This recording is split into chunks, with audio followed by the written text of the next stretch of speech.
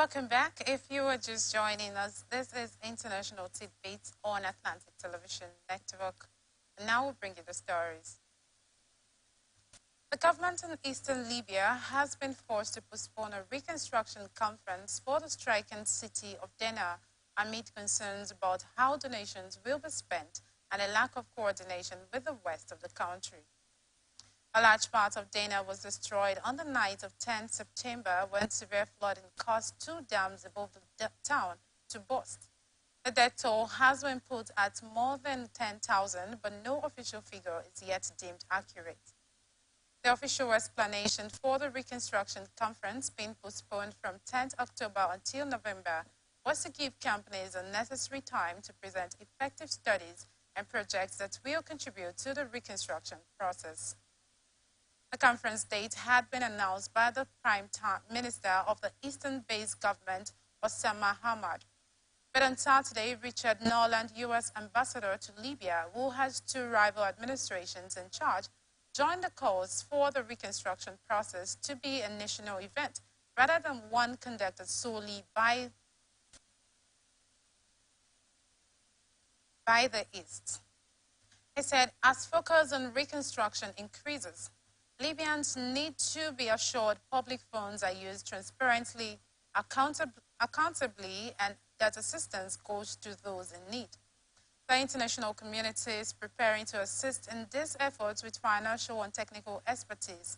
The Libyans must establish the structures that bring authorities from across the country together to agree on priority expenditures and ensure funds are efficiently and properly allocated.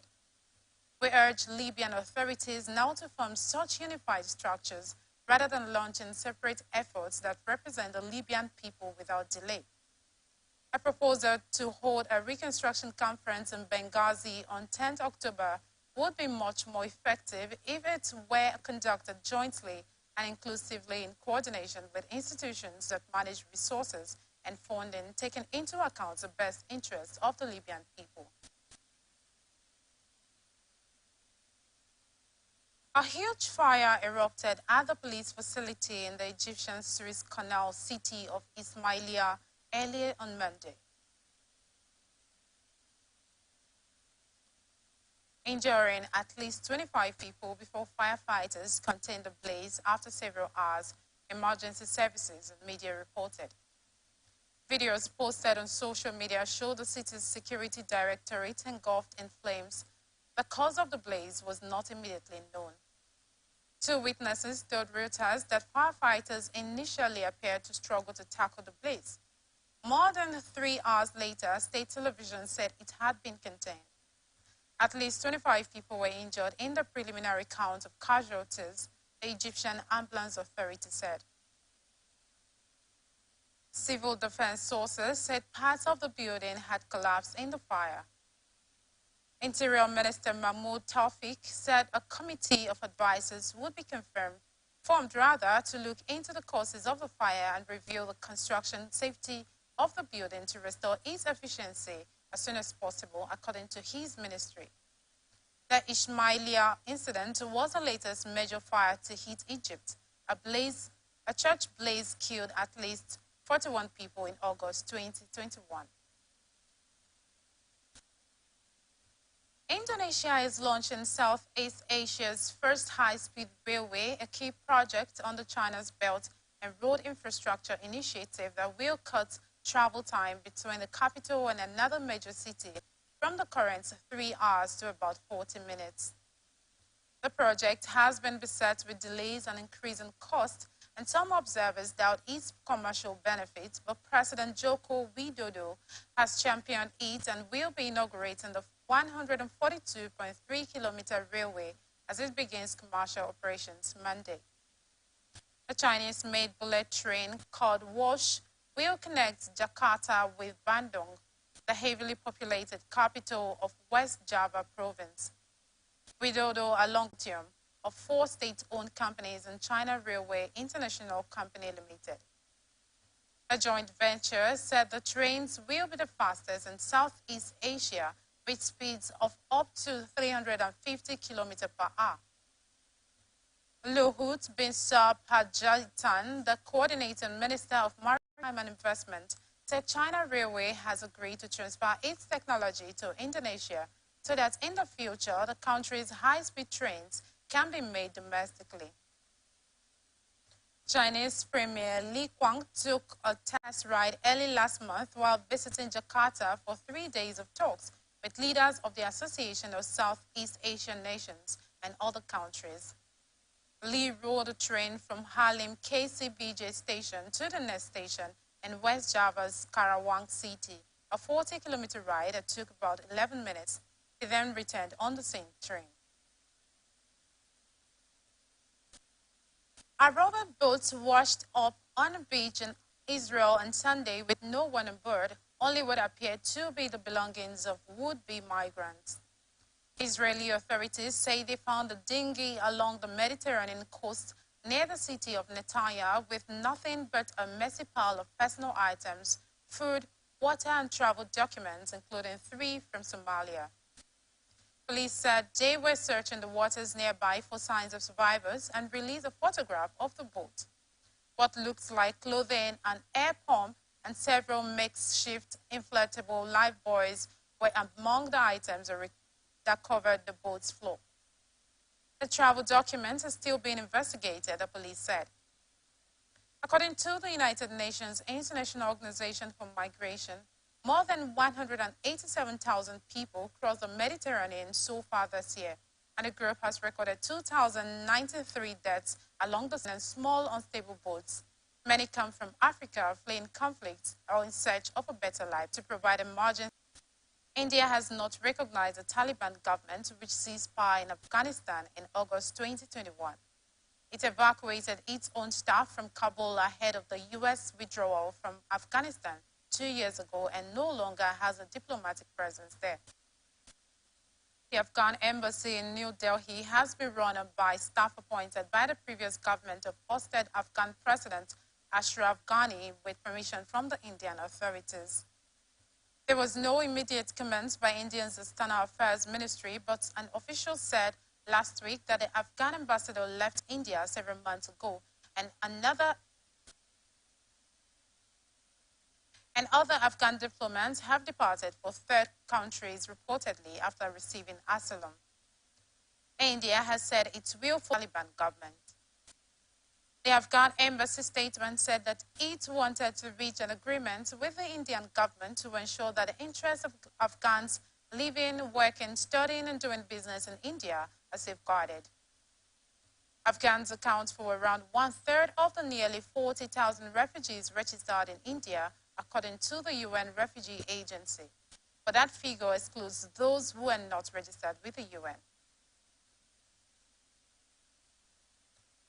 At least 59 people have died in bomb attacks on 2 mosques in Pakistan as the country's deteriorating security situation was laid bare on a public holiday held to celebrate the Prophet Muhammad's birthday. In a more serious incident, a suicide bomber killed at least 54 people who were gathering for a parade near a mosque to mark the Prophet's birthday in restive Balochistan province. A second attack struck a mosque in the police station compound in Khyber Pakhtunkhwa province, killing 5 people and collapsing the building. Local officials said hundreds of people had gathered at the mosque in Mastong in Balochistan for an Eid Milad or Nabi procession and were leaving the building when the bomber struck.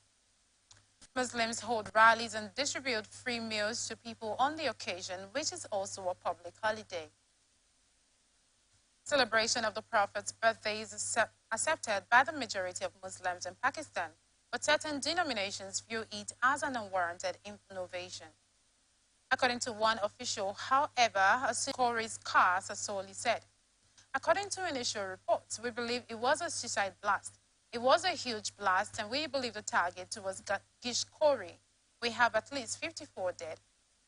TV footage and videos on social media showed an open area near a mosque strewn with the shoes of the dead and wounded after the bombing. Bodies had been covered with sheets, and residents and rescuers were sent rushing the wounded to hospitals where a state of emergency was declared and appeals were issued for blood donations.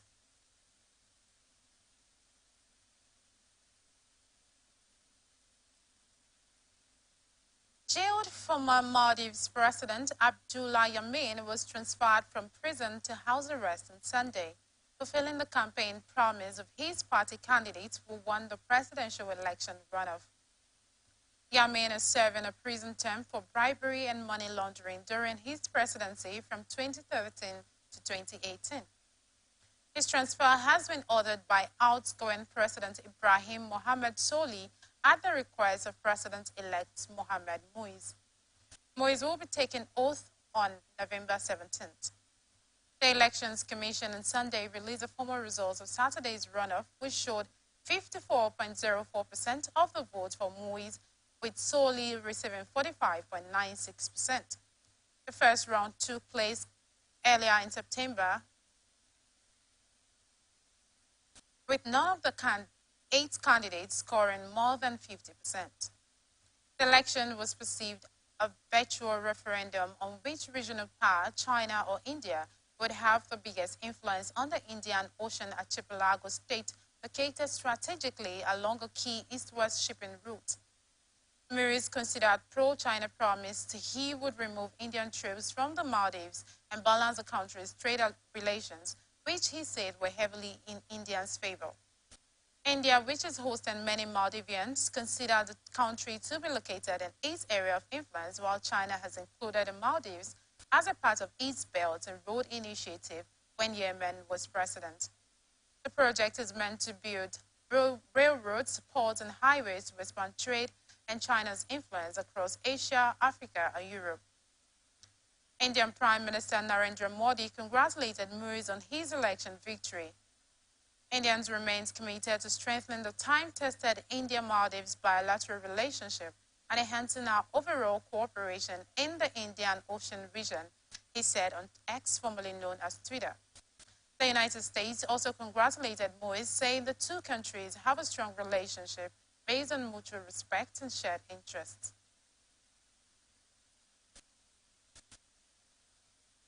The Chinese military released an animated short film on National Day showing pieces of a scroll painting turned into more than 300 years ago being reunited in a show of the mainland's determination to bring self-ruled Taiwan into the fold.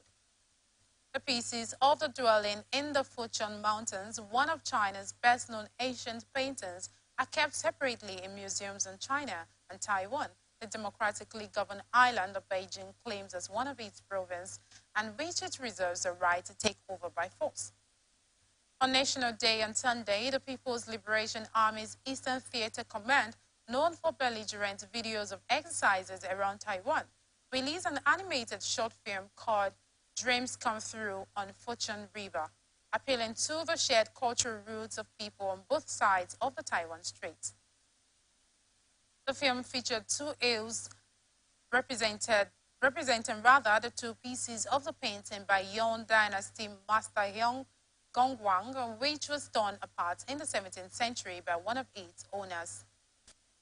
At the end of the movie, the 2 characters came together, magically making the painting whole again. A shorter piece of the scroll, known as Remaining Mountain, about 51 centimeters long, is at the Zhejiang Provincial Museum in Hangzhou City. Taiwan's National Palace Museum has kept 640 centimeter long Master Wu scrolls since the 1950s. The 2 pieces were reunited in 2011 when China lent its fragments to the Taiwanese Museum for 2 months during a period of warmer relations as Taiwan pursued a policy of economic rapprochement with China. But in recent years, as relations have cooled, China has ramped up military activities around Taiwan, including drills over the past months that Beijing said were targeted at combating separatist forces.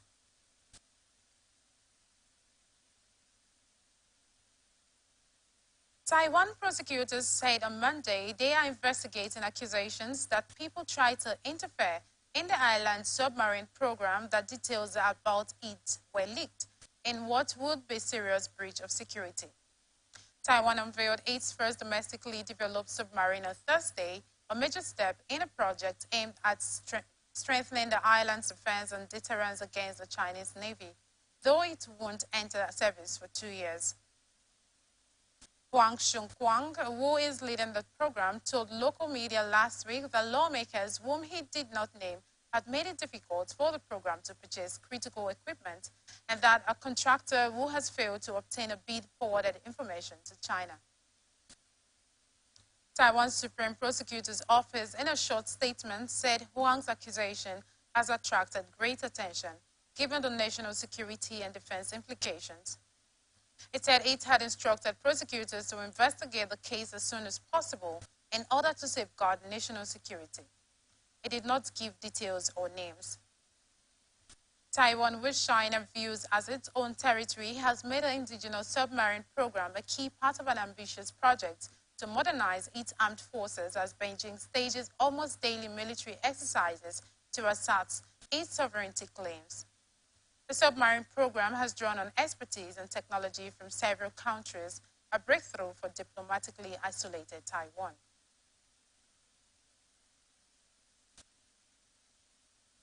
A fire that swept through a crowded wedding hall in the northern Iraqi town, killing more than 100 people, was blamed on gross negligence and lack of safety measures, the results of a government investigation into the disaster said. The investigation results announced at the news conference on Sunday by Interior Minister Abdul Amila Shamari said the owner of the hall and 3 other staff members had allowed 900 people into the venue when it was designed for a maximum of 400. The fire was accidental and unintentional and occurred due to gross negligence, the investigation findings said. Using flammable decoration helped the fire to spread quickly and transformed the hall to a fireball, Shamari said. The blaze trapped people inside the wedding hall and rescue teams struggled to reach them because exit doors were few and small, Shamari said. At least 150 people were injured in the fire, which was in the Christian town of Hamdaniya, also known as Karokush.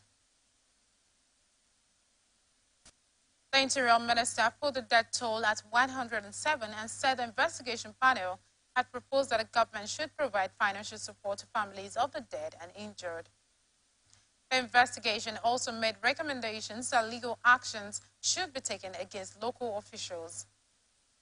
Prime Minister Mohammed Shia al-Sudani visited victims of the blaze at 2 local hospitals in Ankara on Sunday, leaving both of them dead and 2 police officers wounded, and a Kurdish militant group claimed responsibility for the attack. Authorities called it the first terrorist attack in the capital in years. CCTV footage obtained by Reuters showed a vehicle pulling up to the Interior Ministry's main gate and one of its occupants quickly walking toward the building before being engulfed in an explosion, while the other remains on the streets. The blast killed one of the attackers and authorities neutralized or killed the other, the Interior Minister said of the incident that rattled a central district that is home to ministerial buildings and nearby parliament. In a speech at the opening of a new parliamentary session hours later, President Tayyip Erdogan called the morning attack the latest attempt to inflict terror on Turks. Those who threaten the peace and security of citizens have not achieved their goals and never will, he said. Call the immortals alien.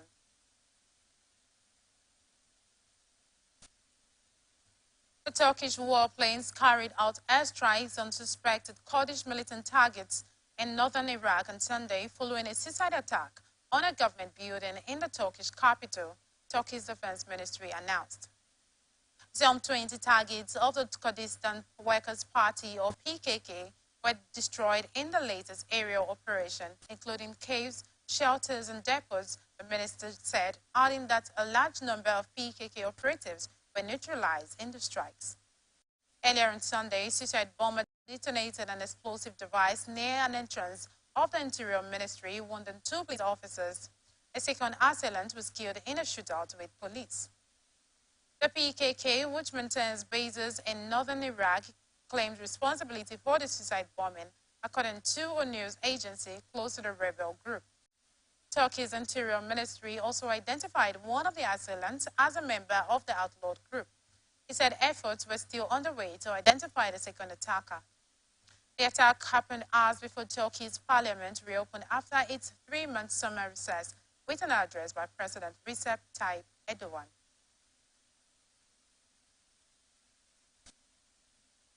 Hundreds of thousands of people held an opposition rally in Warsaw on Sunday, 2 weeks ahead of an election that the Liberal Civic Platform says may decide Poland's future in the European Union and its democratic standing. Opinion polls suggest the nationalist Law and Justice government who could win the vote but may struggle to form a majority amid discontent among some over rising living costs and concern over an erosion of democratic checks and balances. Warsaw city authorities said about 1 million people attended in the capital's biggest rally on record. Public broadcaster TVP, which independent media observers say has become a government mouthpiece on the PIS rule, quoted police saying about 100,000 people had joined online news. Some carried banners saying, "Peace says it's all the cats can stay," referring to the pet animal of PIS leader Jaroslaw Kaczynski. The opposition is hoping the match galvanizes voters to participate in the election, giving it a chance to come ahead. Big change is coming. This is a sign of Poland's rebirth, PO leader Donald Tusk told crowds gathered in the central Warsaw Square, many people waving Polish and EU flags. Tusk, a former European Council president, has said PRS could aim to take Poland out of the EU, something the party denies, and has framed the election as crucial for minority and women's rights. PRS, in power since 2015, has campaigned on the pledge to keep migrants out of Poland, saying that was key for national security. Be in the EU, I want to have a say. I want to have free cuts, said Hanna Szewczewicz, a 59-year-old dentist from Otwock, a town outside of Warsaw. Slovakia's pro-Russian and anti-liberal election winner Robert Fico was poised on Sunday to begin coalition talks to form a government likely to join Hungary in opposing the European Union's military aid for Ukraine. The 59-year-old former Prime Minister SMERSSD party scored nearly 23% of Saturday's parliamentary polls, and in the president's nod to start talks to replace a technocrat government that has been backing Kyiv against Russia's invasion. We are not in the nation of 5.5 million. Slovakia is a member of the NATO military alliance, which is backing Ukraine against Russian President Vladimir Putin. But many of its people are sympathetic to Moscow's line that the West wants to annihilate it. Fico said, Slovakia has bigger problems than the Ukraine issue, including energy prices and living costs, but his party would do everything possible to start peace talks. Slovakia's liberal progressive Slovenko party came second in Saturday's votes with almost 18% of votes and wants to stay the course on backing Ukraine. So Fico may well look to the moderate leftist HLAS party, which came third with nearly 15% of votes, as a partner along with the nationalist pro-Russian Slovak National Party. He said coalition talks could take 2 weeks.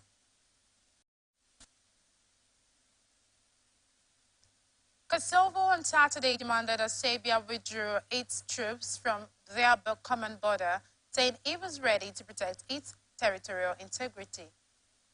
Tensions between the two countries have been high since last Sunday when Kosovo police fought around 30 heavily armed Serbs who stormed the Kosovo village of Banjska and barricaded themselves in a Serbian Orthodox monastery.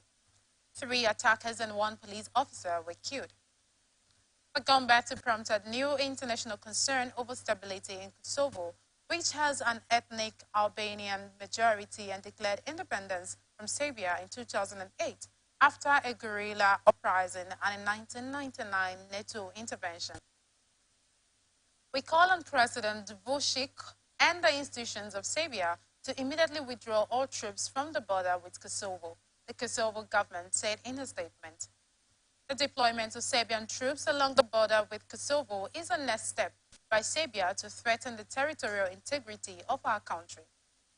Serbian President Aleksandar Vučić told the Financial Times he did not intend to order his forces to cross the border into Kosovo because an escalation of the conflict would harm Belgrade's aspirations to join the European Union. On Friday, the United States said it was monitoring a troubling Serbian military deployment along the Kosovo border that is destabilizing the area. Kosovo, in coordination with international partners, is more determined than ever to protect its territorial integrity, the Pristina government said. This deployment also includes the deployment of anti-aircraft systems and heavy artillery. The government of the Republic of Kosovo has been in constant contact with the USA and the EU countries regarding this serious threat from Serbia.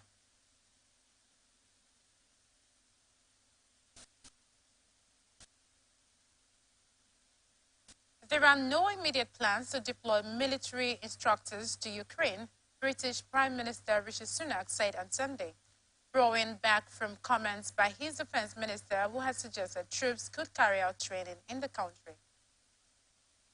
To date, Britain and its allies have avoided a formal military presence in Ukraine to reduce the risk of a direct conflict with Russia. British Defense Minister Grant Shapps, who was appointed to role last month, said in an interview with the Sunday Telegraph newspaper that he wanted to deploy military instructors to Ukraine in addition to training Ukrainian armed forces in Britain or other Western countries. Hours after that interview was published, Sunak said there were no immediate plans to send British troops to Ukraine. What the defense secretary was saying was that it might well be possible one day in the future for us to do some of that training in Ukraine. Sunak told reporters at the state of the governing Conservative Party's annual conference in Manchester. But that's something for the long term, not here and now. There are no British soldiers that will be sent to fight in the current conflict. Former Russian President Dmitry Medvedev on Sunday said any British soldiers training Ukrainian troops in Ukraine would be legitimate targets for Russian forces. Britain has provided 5-week military training courses to around 20,000 Ukrainians over the past year and intends to train a similar number going forward. You are watching the International Tit Bits on Atlantic Television Network. We'll be right back after this break.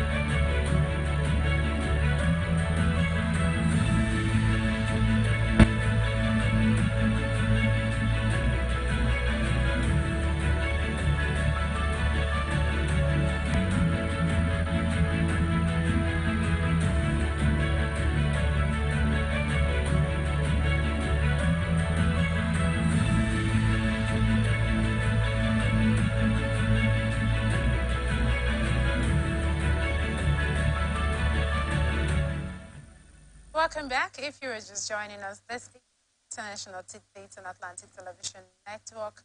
And joining us on the conversation for today is an international affairs analyst, Raymond Ken Bata. Thank you so much for joining us. Thank you for having me. Okay, so our issue first for discussion is from the United Kingdom. There are no immediate plans to deploy military instructors to Ukraine, says British Prime Minister on Sunday, rolling back from comments by his defense minister, who has suggested troops could carry out training in the country. To date, Britain and its allies have avoided a formal military presence in Ukraine to reduce the risk of a direct conflict with Russia. British Defense Minister Grant Shapps, who was appointed to the role last month, said in an interview with the Sunday Telegraph newspaper that he wanted to deploy military instructors to Ukraine, in addition to training Ukrainian armed forces in Britain or other Western countries. Hours after that interview was published, Sunak said there were no immediate plans to send British troops to Ukraine. What the Defense Secretary was saying was that it might well be possible one day in the future for us to do some of that training in Ukraine. Sunak told reporters at the start of the governing Conservative Party's annual conference in Manchester. But that's something for the long term, not here and now. There are no British soldiers that will be sent to fight in the current conflict. Former Russian President Dmitry Medvedev on Sunday said any British soldiers training Ukrainian troops in Ukraine would be legitimate targets for Russian forces. Britain has provided 5-week military training courses to around 20,000 Ukrainians over the past year and intends to train a similar number going forward. You know, the battle between Russia and Ukraine is taking longer than anyone has expected. But what remains the challenge right now is the fifth of this war, with the fact that supports seem to be dwindling. Right now, UK is saying, well, we do not have any plans to send any form of soldiers to Ukraine at the moment. And even though that is the situation, no. We are not going to do it here and not now. What's your take on that, given the fights Ukraine has been in some form of counter-offensive to try to defend their territory and reclaim their possessions, but it gets some weakness on the part of support. How do you look at it? I think Grant Shapps, the present defense minister of United Kingdom, was being overzealous. He didn't take in consonance of the fact that UK is an active member, a forefront member of the NATO alliance. So as at that, you don't drag NATO into a conflict that is not called for. And Ukraine is not yet a member of NATO also. And it does not still remove the fact that over 22,000 soldiers has been trained, Ukrainian soldiers have been trained by the UK, in United Kingdom soil, not in Ukraine, because definitely, yes, they have their grudges with Russia, but you won't go close to a conflict zone trying to train soldiers there. You will just elicit counteraction by Russia, and Russia will want to deal with the British soldiers there as a way to prove to every other member of NATO that they dare not come in close contact with that conflict. So I think Rishi Sunak just tried to bevel that statement by Grant Shapps that they are going to be expecting UK soldiers in Ukraine soil to train them, mostly in the western part of Ukraine, and all that, asking British soldiers and defense mechanisms to relocate to Ukraine. It's not going to happen now. It's going to happen if only you when... think that Chaps can be faulted for making that assertion, you also look at the fact that, just like you said, UK is one of the staunch members of NATO. Yeah. NATO member states having support for Ukraine and also putting in some contributions to assist Ukraine to win the war. But none of them have their soldiers on ground in Ukraine. Yeah, no NATO member is allowed, even by NATO decree, to go into a non-NATO state and help train their military for counter-offensive warfare. And even Russia knows that. That's why Russia has been so confident fighting this war, knowing that the least you can do is to train them in your countries and bring them here, but you cannot come there as per se, you know. So I think, and Russia is too dangerous to play with like that.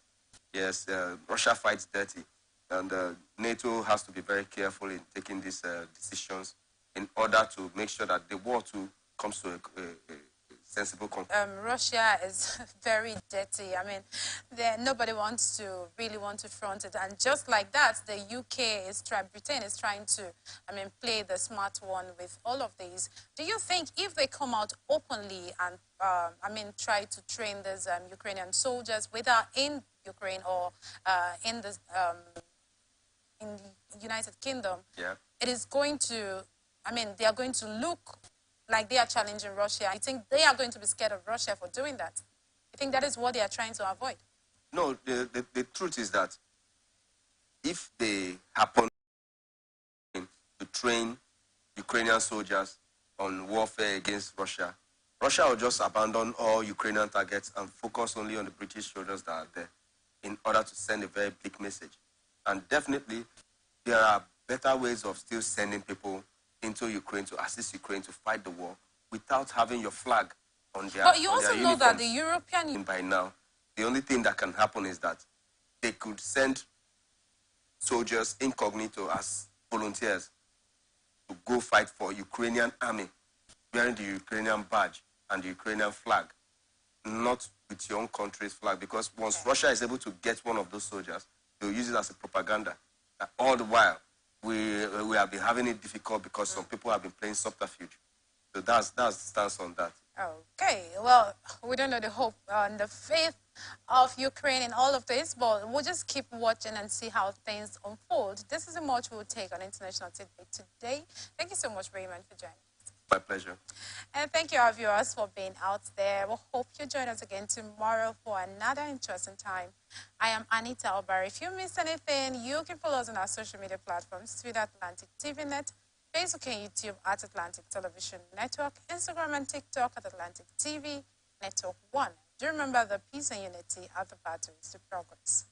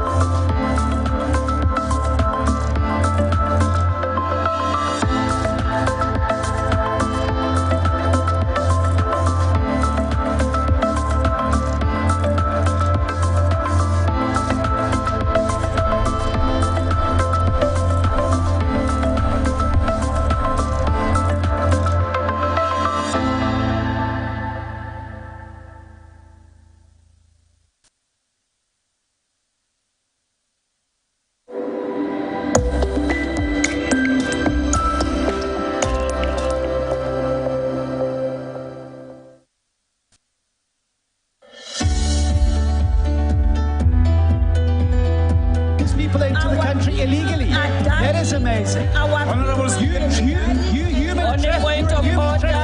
Honourable students,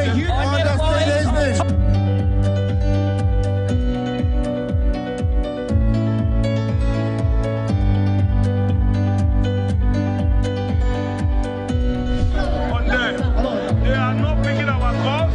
They made up their minds. I am the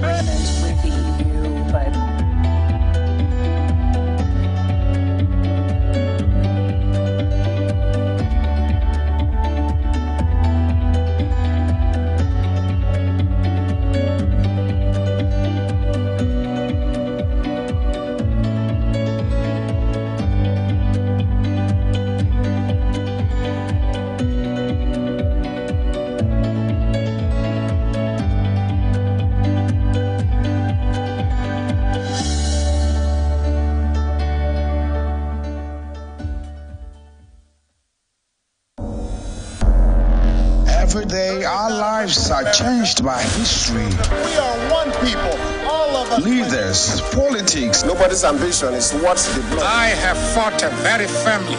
natural occurrence, war, and the world economy. I belong to everybody, and I belong to nobody. ATN covers it all on ATN Politics.